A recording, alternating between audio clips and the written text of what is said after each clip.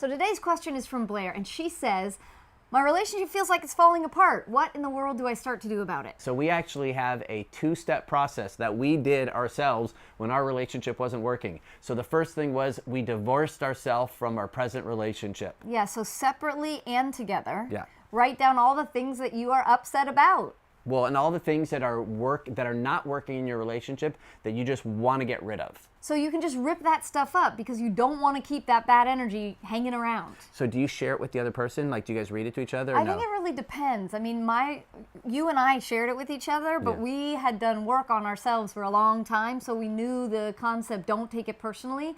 If you're in a newer relationship and you don't know that concept very well, I don't think you want to read it to the partner because they may hold on to that. But I think the key with divorcing yourself from the present relationship is that there's no blame in it. The way that we did it was we want to stop arguing. We want to stop feeling this way. We want to stop doing this. And so it wasn't necessarily about, I want you to stop doing this and you need me to stop doing this. It was, I want to not be in a relationship where this is happening anymore.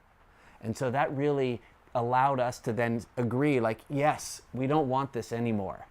So what's step 2? Step 2 is to write an ideal scene. It is the ideal picture, what you absolutely would love to create. Why? Because if you create a future that you want to live into, then the future can happen right now. Yeah, I mean, literally create what do you want your relationship to look like. And that's what we worked on to build together.